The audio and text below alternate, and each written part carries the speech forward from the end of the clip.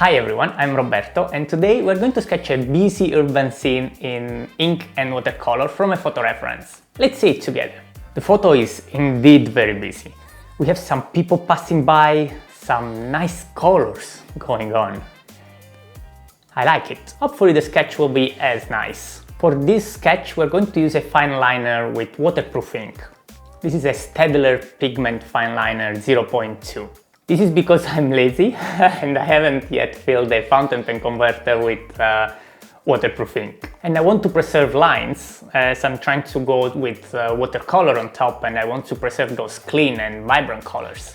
So how I usually start is I kind of have a frame that sets some boundaries. Makes it easier to place the drawing on the page. And then how I'm trying to place all the elements on the paper, I'm trying to compare the various elements between themselves. So I still go with thin lines so I don't have to commit straight away. Trying to build momentum and confidence before putting down thicker lines.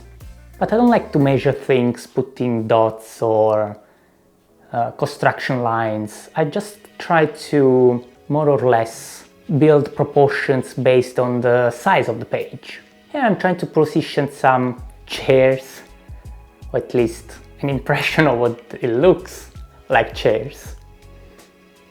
You can see I'm not trying to be too precise about them.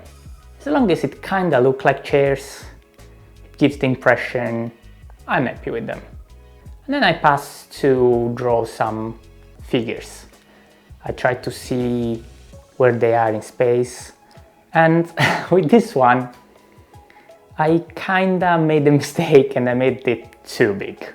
I drew this figure and I kinda like how it's coming, but I'm really too committed to drawing this figure and I'm losing track of the environment while I'm drawing this figure, which is a big mistake. You see, now it's the moment I notice that I made a mistake and I said, okay, I'm wondering, should I maybe start again or try to fix it? And I realized it's not such a big deal, because once I go over it with watercolors, it's going to cover most of it and we can turn this mistake into an advantage. So I will have later to shrink it down and make it smaller. So it's very important to keep going and not get discouraged if you make any mistake, because at the end of the day, with sketches we are trying to go for repetitions over perfection. And the more sketches you make eventually will lead you to do better and better and better, and you might eventually end up mistake-free.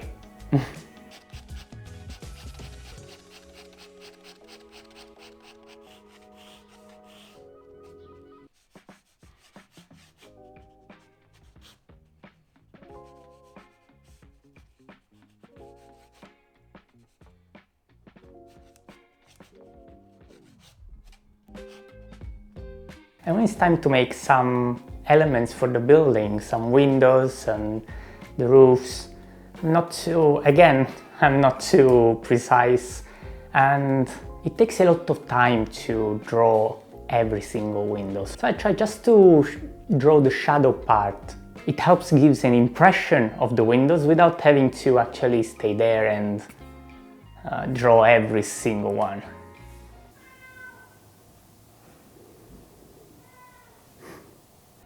This might be the cat calling, 1 second. Okay, he wanted a part in the movie. Say hi. Bye. Oh, he wants to go. Go.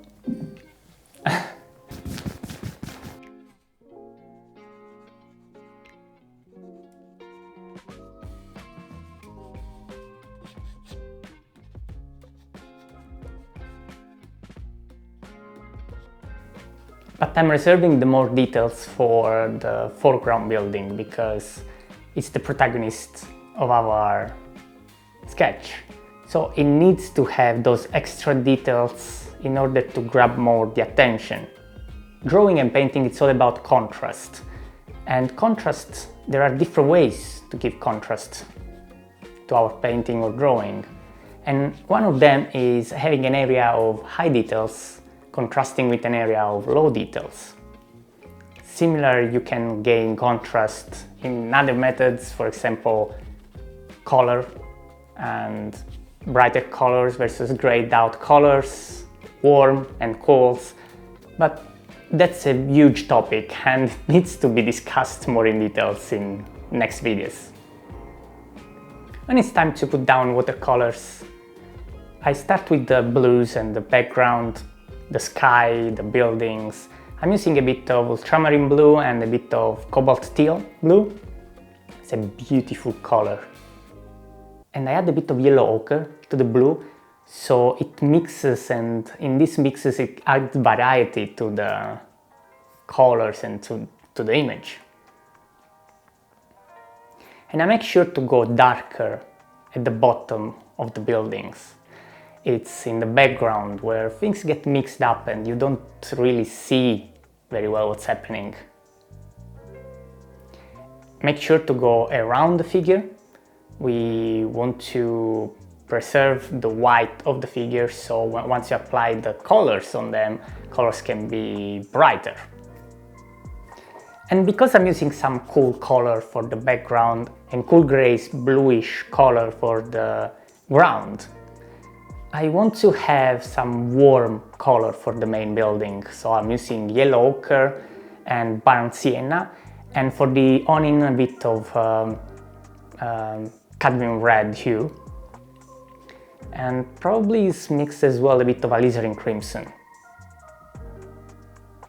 And to darken things under the awning, I usually have a mix of ultramarine blue and burnt sienna, but I also add a touch of lamp black to the mix. And what I like about lamp black, it's also that it gives this great granulation effect, that it's so interesting and balances well with the smoothness of the watercolors. And after the base color is damp to dry, I start adding an extra layer of colors, usually if you want to make things a little darker. In this case, I'm making the background a little darker and foreground building a bit darker and a bit more towards burnt sienna rather than yellow ochre. And I'm adding all the shadow layers to the building as well.